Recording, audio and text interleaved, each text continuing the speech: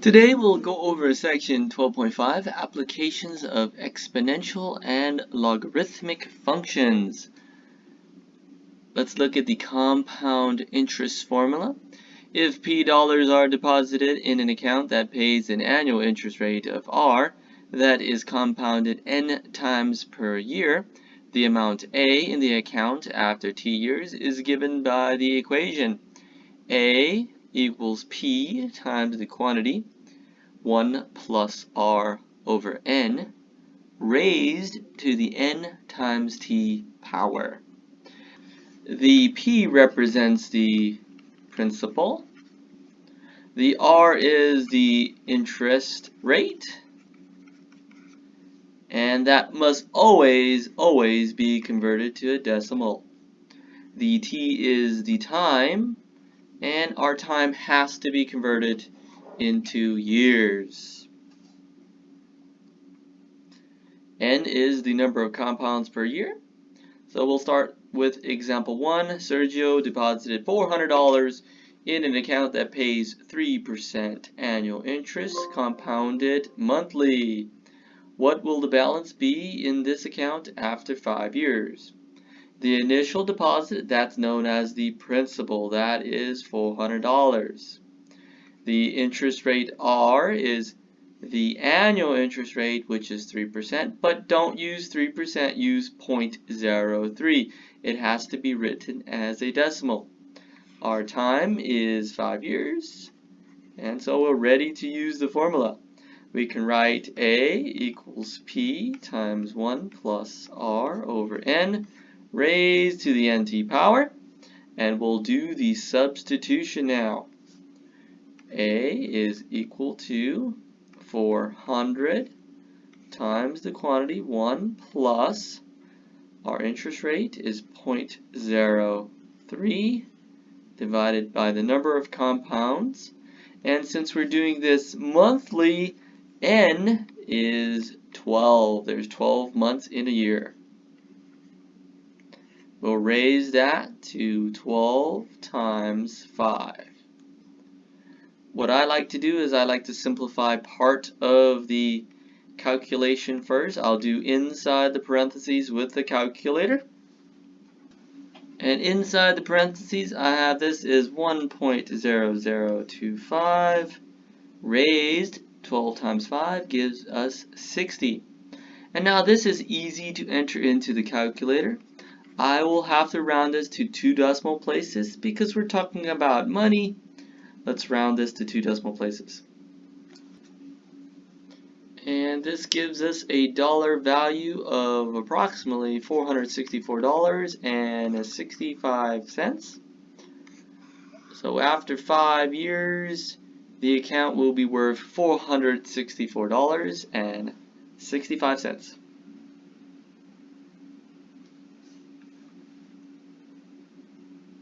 In example 2, Jake deposited $2,000 in an account that pays 2% annual interest, compounded quarterly. What will the balance be in 3 years? In this question, we have the principal is $2,000. That's the initial deposit. Our interest rate R is 0.02. Again, we're converting from a percent to a decimal. Compounded quarterly means the number of compounds n is 4. Quarterly means 4 times per year. And we have a time frame of 3 years. Again, we'll use the same formula above. A equals P times 1 plus R over N raised to the NT power. We'll plug in the 2,000 for the principal. 1 plus 0.02 divided by 4 raised to the 4 times 3. Again, I like to simplify inside the parentheses first. This is 2,000 times 1 point. This is 1.005 raised to the 12th power. Now we can just enter this into the calculator. I want to again round to the nearest cent. So let's type this in. This is rounded to $2,123.36. In about 3 years, we'll have $2,123.36 in the account if we have an interest rate of 2%. In example 3, if $25,000 is deposited in an account that pays 10% annual interest compounded quarterly, how long will it take until there is $100,000 in the account? The principal is given as $25,000. The interest rate is 0.10, that's the 10%. Compounded quarterly means our n is equal to 4. And this 100,000, that's actually A. We know the amount we want to end up with. Now the question is, what is the time? That's what we're looking for. Again, I'll write the formula. A equals P times 1 plus R over N raised to the NT power. We'll substitute the $100,000 into the equation. That's equal to 25,000 times 1 plus 0.10 divided by 4 raised to the 4 times the time, which we don't know what it is. We'll leave that as t. I will start by simplifying the parentheses first. We have 100,000 is equal to 25,000 times 1.025 raised to the 4t. Now the exponent has our variable t. So we need to isolate the exponent first. Let's divide both sides by 25,000. And 25,000 goes into 100,000 4 times. This is 4 equals 1.025 raised to the 4t power. Since this is in the exponent, the only way we could bring it down to the front is if we take the natural log of both sides. So I'm going to take the natural log of both sides. And that is a great idea because that allows me to bring that 4t to the front. We have now the natural log of 4 equals 4t times the natural log of 1.00, or actually, it's only 1.025. So let's write that correctly here. And we're going to solve for t. How do we solve for t? We'll have to divide both sides by the 4 to get rid of the 4 in front of the t. And also the natural log of 1.025. That's going to get rid of the natural log of 1.025. You'll see that 4 reduces, the natural log of 1.025 reduces, and that only gives us t. T is equal to the natural log of 4 divided by 4 times the natural log of 1.025. And we can use our calculator to simplify this for the time. And I get a time of approximately 14.04 years. So in about 14 years, we'll grow the $25,000 into $100,000. About 14 years for that to happen. In example 4, if $4,000 is deposited into an account that pays 4% annual interest compounded semi-annually, how long would it take until we reach $6,000? In this problem, we're given the principal is $4,000. The interest rate is 0.04. The number of compounds semi-annually means twice a year. And the 6,000 is our amount that we will end up with in the account. Let's plug it into the formula. A equals P times 1 plus R over N raised to the NT power. And so we have 6,000 is equal to 4,000 times 1 plus 0.04 divided by 2 raised to the 2 times t power. Again, we don't know what the time is. That's what we're looking for. We will simplify the parentheses first. And this is going to give me 1.02 raised to the 2t power. Let's divide both sides by 4,000. 6,000 divided by 4,000, you can actually reduce the zeros. This is 6 over 4, but I could reduce that again as 3 over 2. We have 3 over 2 is equal to 1.02 raised to the 2t power. Now we could write 3 over 2 as a decimal or leave it as a fraction. It doesn't matter. I'll start by taking the natural log of both sides so that we can bring that 2t to the front. So now we can bring that 2t all the way to the front using the power rule. I have the natural log of 3 over 2, which I can say that's 1.5 is equal to 2t times the natural log of 1.02. We'll divide both sides by a 2 to get rid of that 2.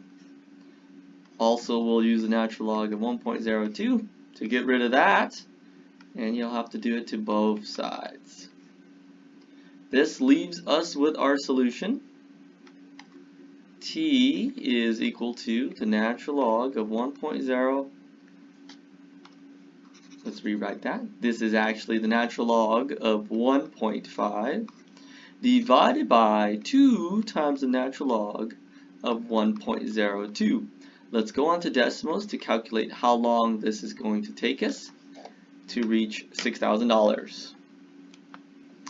And I get my solution is approximately 10.2. And so this means we're going to take about 10.2 years to reach from $40,000 to $6,000 in that account. About 10.2 years. Continuous compound interest formula. If P dollars are deposited in an account that pays an annual interest rate of R that is compounded continuously, this is a continuous compounding problem.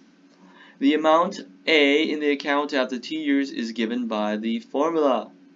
Our formula is similar to the previous one, except we have our E.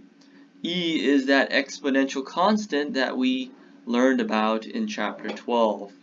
A is still the amount of money in the account after 2 years. The amount of money in the account after 2 years. The P is still the principal. And the R is our interest rate. Always write it in decimal form. And T is again our time in years. In example 5, if $50,000 is invested, that's our principal amount. And the account pays a 15% annual interest rate, which means R is 0.15. Compounded continuously, which means we know we have to use this formula, the continuous compounding formula. There is no N. How long would it take until the balance reaches $500,000? That's going to be the amount in the account, A, $500,000. We have A equals PE raised to the RT, and A is $500,000. The principal is $50,000. The E is our constant on our calculator. We have the R is 0.15, and our time is unknown. We'll leave that as T.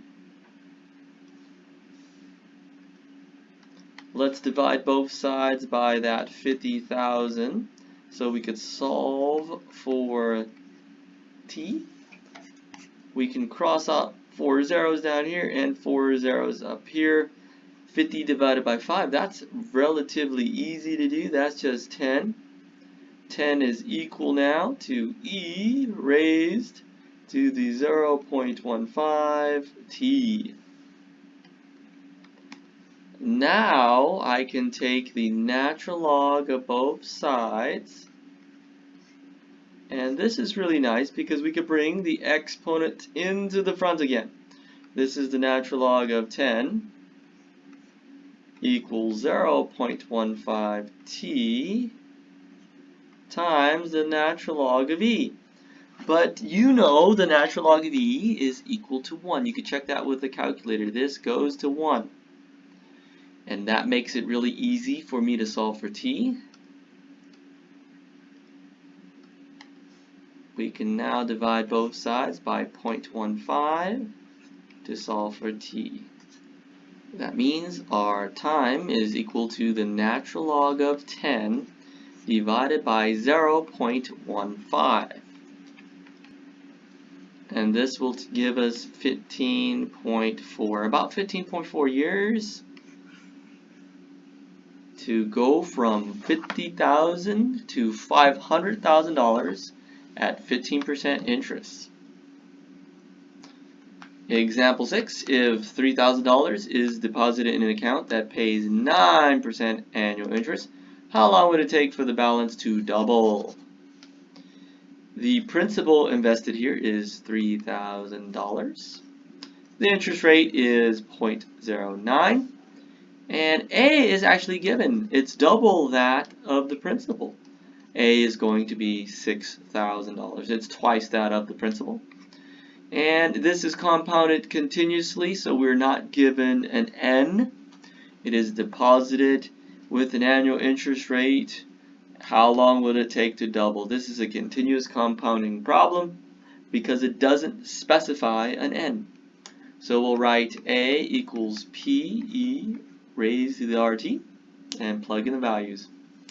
We have 6,000 is equal to 3,000. E raised to the 0.09 times T. T again is unknown. That's what we're looking for. We'll start by dividing both sides by 3,000. And you'll see that 6,000 divided by 3,000 is 2. 2 is equal to e raised to the 0.09 t. I can now take the natural log of both sides, and the reason we are doing that is to bring that exponent into the front. This gives me the natural log of 2 equals 0.09 t times the natural log of e. But you know what the natural log of e is. That goes to 1. That's equivalent to 1. And I could divide now both sides by 0.09 to solve for t. T gives me the natural log of 2 divided by, that is divided by 0.09. And so t is equivalent to approximately 7.7 years. So it takes us an average of 7.7 years for this account to double at 9% interest. Exponential growth or decay formula. If a quantity increases at an exponential rate, its size p at time t is given by the following formula. P equals P naught. This subscript notation here is pronounced P naught, which just means P0. P equals P naught times E raised to the KT. In this case, P does not represent the principal. This represents the population size at time t. So this is dependent on the time. I ask you how many students are in our class. Well, it depends on at what time. In the beginning of the semester, we have lots of students. And then in the end of the semester, we do lose some students. So the population size is based on what time in the semester it is. P naught here represents the population size at time equal to 0, or the initial starting size. K is a constant. This is going to be dependent on the problem. T is our time. And in this case, we don't specify that it has to be in years. It doesn't have to be in years. It could be minutes, seconds, or hours. It could be any unit of time. So let's try our first problem with exponential decay or growth. In 1974, the total world population reached 4 billion people. The total world population reached 6 billion people in 1999. If the total world population continues to grow exponentially at this rate, what will the population be in 2050? When I have 1974 written down, that's when we start the clock. That's the initial time, t equals 0. And this 4 billion right here, that represents our P naught. That's the initial size when we start the clock. The 6 billion here represents P. This is P equal to 6, but you can't mention a P without mentioning a time. This is when the time is equal to, we'll have to figure out how many years are there from 1974 to 1999. So we'll do subtraction. That is a total of 25 years between the two, and so P equals 6 when T equals 25. The tip for you that I have for this question is to always find K first. Let's write down our formula. P equals P naught e raised to the kt. We have to always find K first. I will start by substituting in some values. We know that when P is equal to 6, the initial population size is given to be 4 billion, and that should occur when the time is equal to 0. To solve for K, we'll do some substitution. We know that when P equals 6, the time was equal to 25. So that's what we'll do. We'll write 6 is equal to P naught, which is 4, e raised to the k times 25. Again, I know when the time is equal to 25, or t equals 25, the population is supposed to represent 6 billion. This is great. We can solve for k by dividing both sides by 4. And 6 divided by 4, that's going to give us 3 over 2 equals e raised to the 25k. I could rewrite this as 1.5. So 1.5 is equal to e raised to the 25k. And then we could take the natural log of both sides. And the natural log of 1.5 equals the natural log of e raised to the 25k. I could bring that 25k to the front, and so this is the natural log of 1.5 equals 25k times the natural log of e. But we know the natural log of e is just 1, so we'll cross that out, replace it with a 1, and I could solve for k. Let's divide 25 to both sides, and k is equal to the natural log of 1.5 divided by 25. Let's round k to 4 decimal places.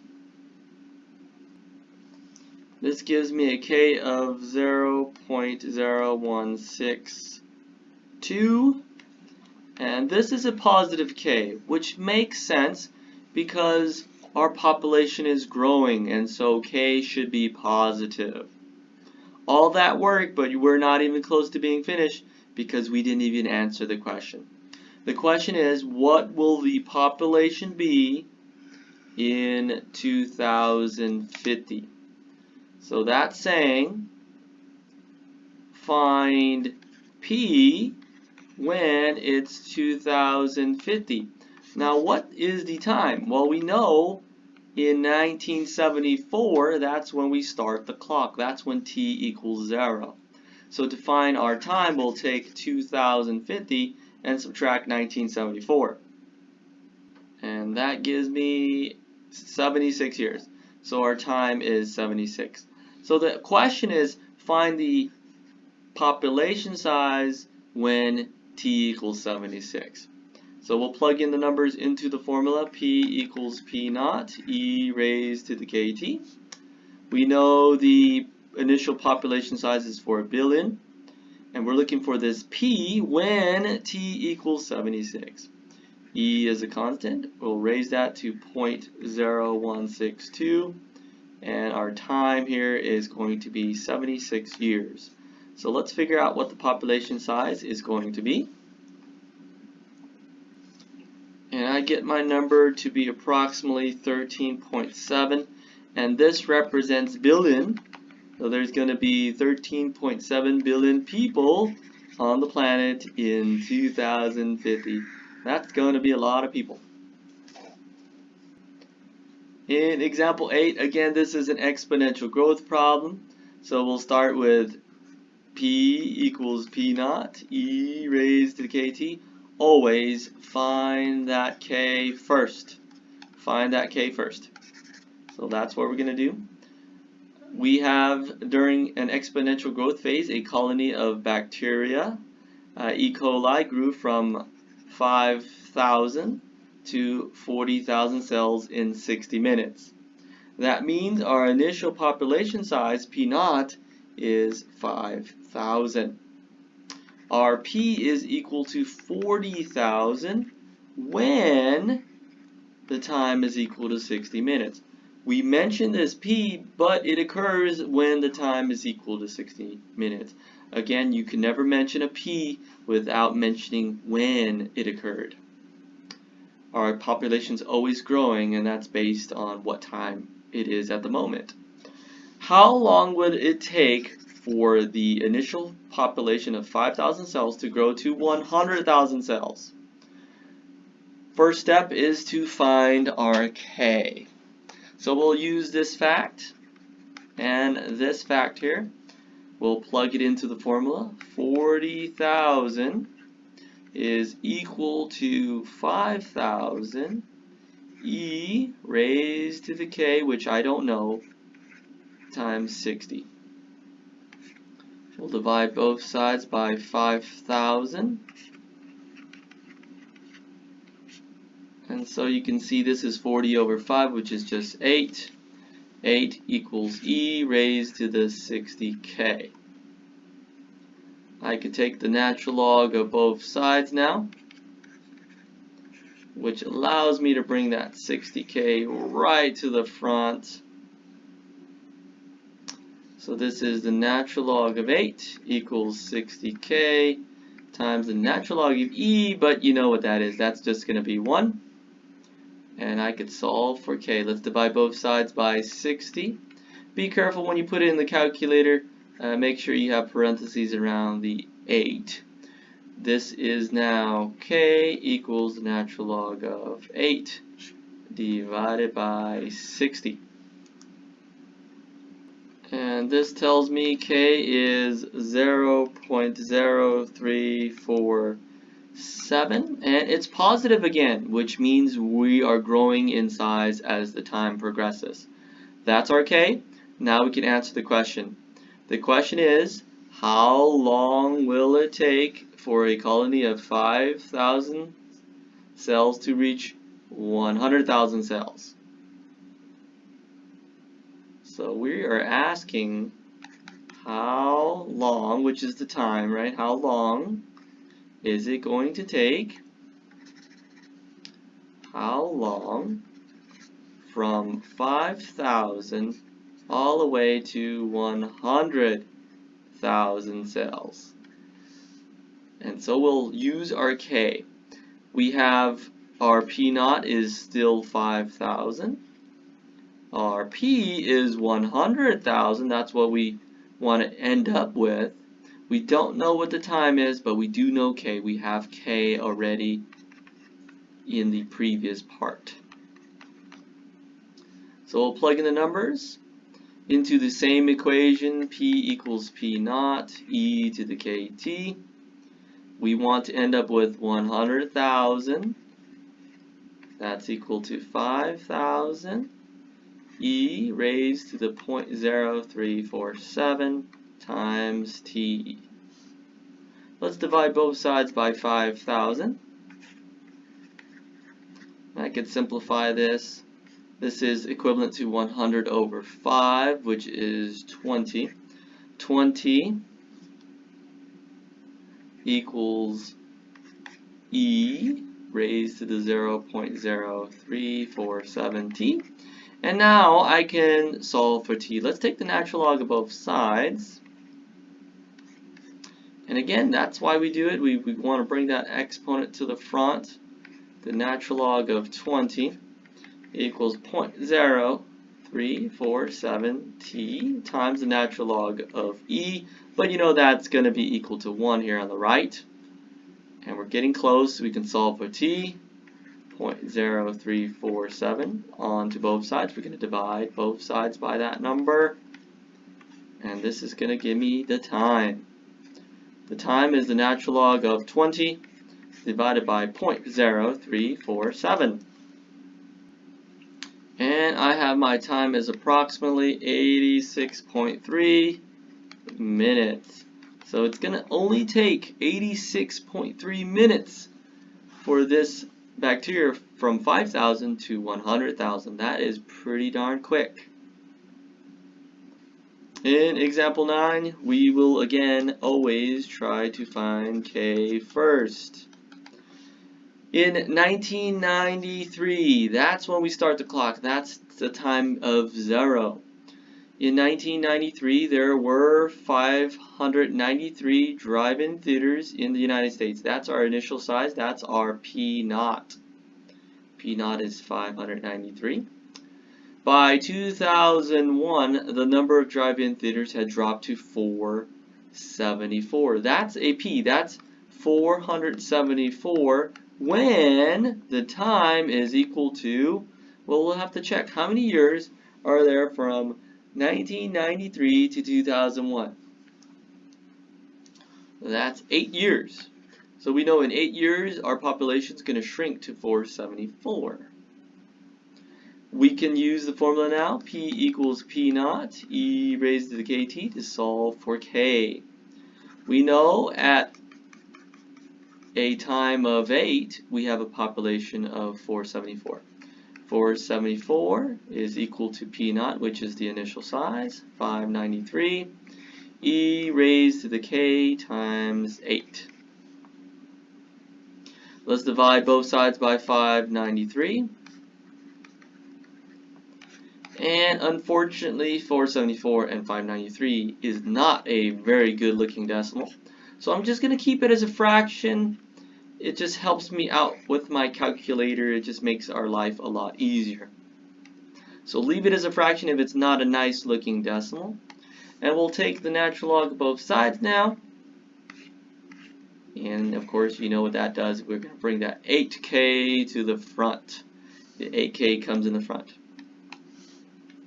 We have the natural log of 474 divided by 593 is equal to 8k times the natural log of e. Of course, the natural log of e is 1. And we can finally now divide both sides by 8 to solve for our k.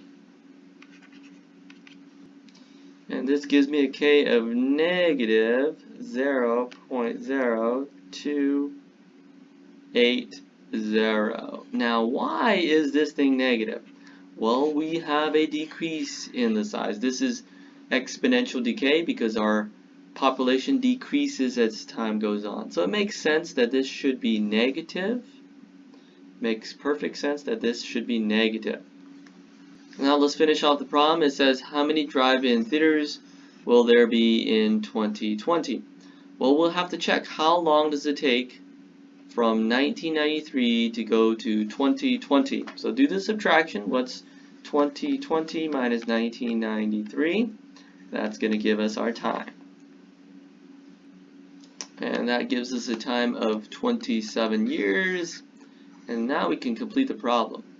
How many drive-in theaters will there be when the time is 27, which is equivalent to the year 2020? So we'll write down our formula. P equals P naught, e to the kt. I'm looking for that P, but I know the initial population is 593.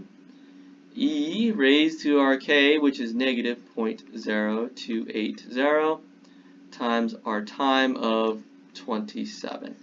So let's type this in and let's figure out what our population is. And I have an answer of approximately 278 drive-in theaters. There will be approximately 278 drive-in theaters in the year 2020.